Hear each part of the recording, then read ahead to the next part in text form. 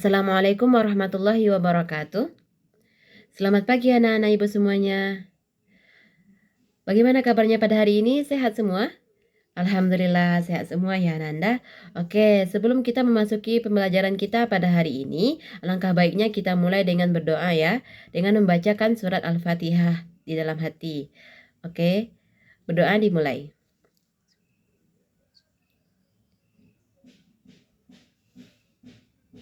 Doa selesai. Oke, dengan kita membaca doa tadi, semoga pembelajaran kita pada hari ini dilancarkan oleh Allah dan diridhoi oleh Allah Subhanahu wa taala. Oke, sebelum kita memasuki pembelajaran pada hari ini, Ibu harapkan Ananda telah mempersiapkan alat tulisnya ya. Karena kita pada hari ini akan belajar secara berkelompok. Oke, sebelumnya Ibu akan absen terlebih dahulu. Apakah ada yang tidak hadir pada hari ini? Hadir semua? Alhamdulillah, anak-anak ibu semangat ya untuk pembelajaran kita pada hari ini. Oke, ada yang tahu materi kita pada hari ini tentang apa? Benar, tentang dinasti Abbasiyah. Nah, sebelumnya kita telah mempelajari tentang apa? Benar, dinasti Umayyah. Nah, dinasti Umayyah siapa pendirinya? Ada Nanda yang ingat? Boleh Ika? Siapa?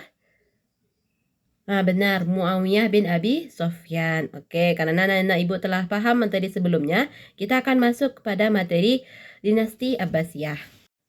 Oke, tujuan pembelajaran kita pada hari ini yaitu yang pertama, Ibu harap Ananda mampu untuk menjelaskan bagaimana latar belakang dari berdirinya dinasti Abbasiyah. Lalu yang kedua, Ibu harap Ananda mampu untuk mengidentifikasi siapa saja tokoh-tokoh yang berperan penting dalam pendirian dinasti Abbasiyah ini. Lalu yang ketiga, Ibu harap Ananda mampu untuk menguraikan faktor-faktor yang mempengaruhi kemajuan dari dinasti Abbasiyah dalam peradaban Islam. Lalu yang keempat, Ibu harap Ananda mampu untuk menunjukkan sikap menghargai warisan peradaban Islam sebagai bagian penting dari perkembangan ilmu pengetahuan dunia.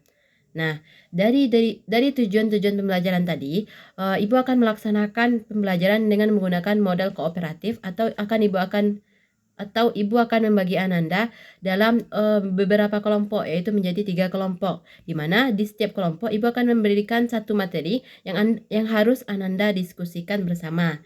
Setelah itu Ananda akan mempresentasikannya ke depan. Paham Ananda? Oke, Ibu akan membagi Ananda menjadi 3 kelompok, di mana masing-masingnya itu berjumlah 5 orang per kelompok. Di mana absen 1 sampai absen 5 itu adalah kelompok 1. Nah, dan absen 6 sampai absen 10 itu adalah kelompok 2. Dan absen 11 sampai absen 15 itu adalah kelompok 3. Oke, Ibu persilahkan Ananda untuk bergabung dengan kelompoknya masing-masing. Nah, jika sudah, Ibu akan membagikan materi kepada masing-masing kelompok, di mana kelompok 1 itu akan membahas mengenai latar belakang terbentuknya Daulah Abbasiyah. Dengar kelompok 1? Oke, tentang apa? Oke, latar belakang berdirinya dinasti Abbasiyah. Nah, untuk kelompok 2 itu akan membahas mengenai siapa saja tokoh-tokoh penting dalam pendirian Daulah Abbasiyah. Oke, apa tadi? Tokoh-tokoh penting dalam pendirian dinasti Abbasiyah. Nah, lalu yang kelompok 3 itu akan membahas mengenai faktor-faktor kemajuan dari peradaban Islam pada masa dinasti Abbasiyah. Oke, faktor kemajuannya ya Ananda, kelompok 3. Oke, Ibu akan memberikan Ananda waktu sebanyak 10 menit untuk mendiskusikan materi yang telah Ibu bagikan. Nah, sudah siap semuanya Nanda? Nah, diskusi kita mulai ya. Silahkan kepada Nanda untuk mendiskusikannya. Oke, sudah lewat 10 menit ya Nanda. Nah, sesi diskusi sudah selesai. Tidak ada lagi yang berdiskusi ya Nanda. Oke, Di sini sekarang Ibu akan meminta masing-masing dari perwakilan kelompok untuk mempresentasikan hasil diskusinya ke depan. Oke? Ibu akan memulai dari kelompok 1 ya, yaitu mengenai latar belakang berdirinya dinasti Abbasiyah. Kepada kelompok 1 dipersilahkan. Oke, terima kasih kepada kelompok 1. Mari kita berikan aplaus untuk kelompok 1 Ananda. Nah, penjelasan dari kelompok 1 tadi itu benar, sudah sangat bagus ya Ananda, di mana latar belakang dari berdirinya dinasti Abbasiyah ini tidak terlepas dari karena runtuhnya Daulah Umayyah. Ya, Daulah Umayyah ini yang didirikan oleh Muawiyah bin Abi Sofyan itu runtuh karena beberapa faktor yang sudah dijelaskan oleh kelompok 1 tadi. Apa saja? Nah, yang pertama itu karena adanya konflik internal, yaitu dari masalah keluarga, karena mereka berebut kekuasaan kekhalifahan. Dan mereka itu hidupnya bermewah-mewah, melupakan agama. Nah, karena mereka ini melupakan agama, timbul kekecewaan dari para tokoh agama dan para ulama. Lalu, yang ketiga yaitu adanya konflik eksternal, di mana terjadinya pemberontakan dari kelompok Mawali, kelompok Syiah, dan juga kelompok Abu Abbas As-Saffah, yaitu kelompok Abbasiyah ini yang akan mendirikan dinasti Abbasiyah, dan beberapa faktor lainnya yang sudah dijelaskan oleh kelompok 1 tadi. Nah, sampai sini apakah ada Ananda Ibu Ananda yang akan bertanya mengenai materi pertama ini? Oke, boleh? Vina, apa? Oh, kelompok Mawali. Nah, itu juga sudah Ibu jelaskan pada pertemuan sebelumnya. Ada yang ingat kelompok Mawali itu apa? Siapa? Nah, iya benar. Kelompok Mawali itu adalah kelompok non-Arab. Nah, di mana pada masa dinasti Umayyah ini, kelompok Mawali itu dianggap rendah gitu, tidak diberikan kekuasaan sedikit pun, dan mereka itu disisihkan. Makanya mereka memberontak dan mendukung Daulah Abbasiyah gitu. Oke, ada lagi yang ingin bertanya? Nah, jika tidak ada, kita lanjut ya kepada kelompok 2, itu penjelasannya itu mengenai tokoh-tokoh yang berperan penting dalam pendirian dinasti Abbasiyah. Oke, pada kelompok 2, Ibu persilahkan ya. Oke, terima kasih kepada kelompok 2 yang telah mempresentasikan mengenai tokoh-tokoh penting dalam pendirian dinasti Abbasiyah. Mari kita berikan aplaus kepada mereka ya. Nah, penjelasan dari kelompok 2 tadi sudah sangat bagus, yaitu mengenai tokoh-tokohnya. Nah, siapa tokoh pertama tadi? Itu Abu Abbas As-Saffah. Abu Abbas As-Saffah ini siapa? Nah, benar, pendiri dari dinasti Abbasiyah. Nah, beliau juga yang menjadi khalifah pertamanya ya. Nah, beliau inilah yang mengumpulkan dukungan dari berbagai kelompok, yaitu kelompok Mawali, kelompok Syiah, dan juga kelompok non-Mawali. Nah, tokoh yang kedua siapa? Nah, benar, Abu Ja'far Al-Mansur, yaitu khalifah yang kedua. Nah, ialah yang menjadikan kota Baghdad sebagai ibu kota dari dinasti Abbasiyah. Di mana kota Baghdad ini yang akan menjadi pusat peradaban Islam pada masa dinasti Abbasiyah. Lalu yang ketiga yaitu Abu Muslim Al-Khurasani. Nah, Abu Muslim Al-Khurasani ini yaitu panglima militer dalam pemerintahan dinasti Abbasiyah. Nah, ialah yang berpengaruh dalam perperangan Abbasiyah dengan perperangan dinasti Umayyah. Nah, lalu yang keempat yaitu tokoh yang keempat yaitu Khalid bin Barmak. Nah, Khalid bin Barmak ini yaitu keturunan dari Barmak. Nah, ia itu menjadi seorang wazir di pemerintahan Abbasiyah. Nah, Ananda ingat apa itu wazir? Nah, benar. Wazir itu adalah Perdana Menteri atau yang tugasnya itu membantu kekhalifahan dinasti Abbasiyah dalam segi pemerintahan dan juga administrasi. Oke, itu tentang tokoh-tokoh penting dalam pendirian dinasti Abbasiyah. Nah, selanjutnya kelompok terakhir yang akan mempresentasikan yaitu mengenai faktor-faktor kemajuan peradaban Islam pada masa dinasti Abbasiyah, yaitu kepada kelompok 3. Ibu persilahkan. Oke, terima kasih kepada kelompok 3. Penjelasannya sangat bagus ya, Ananda. Nah, mari kita berikan aplaus untuk kelompok 3. Oke, penjelasannya itu mengenai faktor-faktor kemajuan dari dinasti Abbasiyah. Nah, apa saja tadi faktor-faktornya? Nah, yang pertama yaitu pemerintahannya itu stabil dan teratur.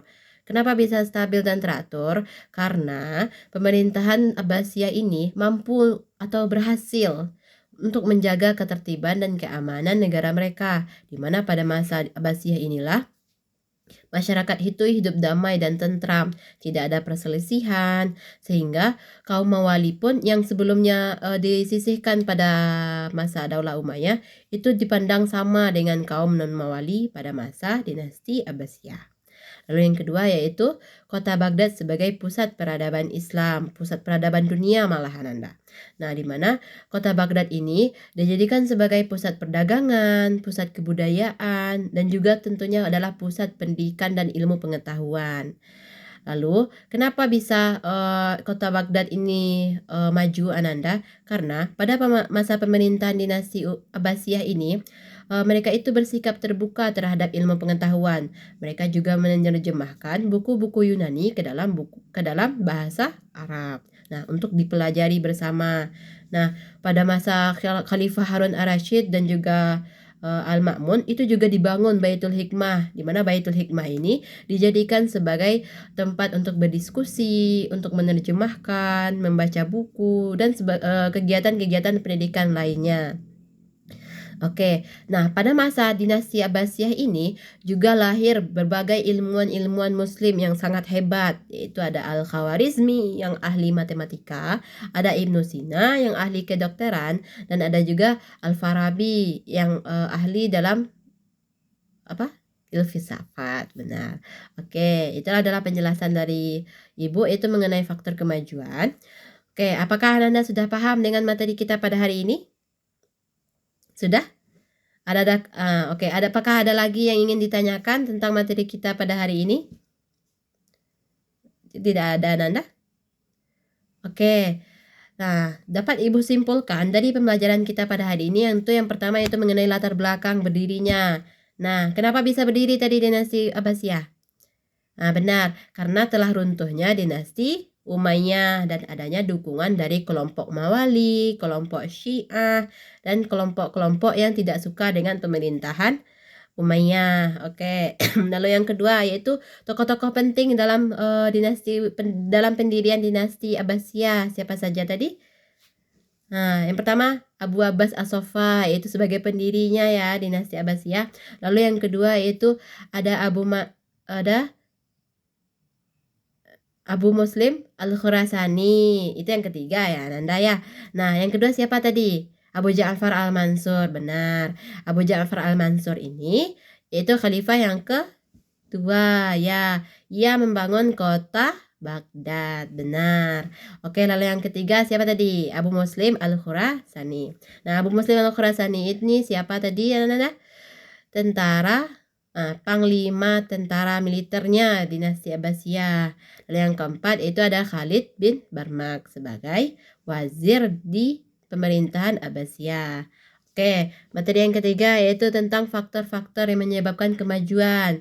Yang pertama itu pemerintahannya itu stabil dan teratur. Lalu lahir banyak ilmuwan-ilmuwan muslim. Nah, didirikannya Baitul Hikmah sebagai pusat peradaban. Sebagai pusat pengkajian ilmu Islam. Nah, yang keempat itu kota yang terkenalnya apa kota? Kota apa? Ayo. Nah, kota Baghdad, benar ya Ananda? Oke, karena Ananda sudah paham, apakah tujuan pembelajaran kita sudah tercapai Ananda? Nah, sudah ya, alhamdulillah. Nah, berarti Ananda sudah paham ya, sudah paham mengenai latar belakang berdirinya dinasti Abbasiyah bagaimana, lalu siapa saja tokoh-tokohnya dan apa saja faktor-faktor kemajuannya. Nah, Ananda, dari pembelajaran hari ini, Ibu harap Ananda mampu untuk menunjukkan sikap semangat ya Ananda. Nah, semangat dalam belajar untuk terus menuntut ilmu. Oke, karena Ananda sudah paham dengan materi kita pada hari ini dan tujuan pembelajaran kita juga sudah tercapai. Ibu tutup ya pembelajaran kita pada hari ini. Namun sebelumnya Ibu ingatkan Ananda untuk membaca buku di rumah yaitu mengenai pendidikan-pendidikan yang berkembang pada masa Abbasiyah ini, seperti matematikanya bagaimana, kedokterannya bagaimana, siapa tokohnya, oke? Nah, juga bagaimana runtuhnya dari dinasti Abbasiyah ini ya, Nanda. Oke, jangan lupa membaca bukunya di rumah ya. Oke, sebelum kita menutup pembelajaran, alangkah baiknya kita tutup dengan mengucapkan hamdalah. Alhamdulillahirabbil alamin. Oke. Ibu tutup ya. Jika ada Ibu salah kata, salah penyampaian, Ibu minta maaf. Nah, Ibu tutup dengan wassalamualaikum warahmatullahi wabarakatuh.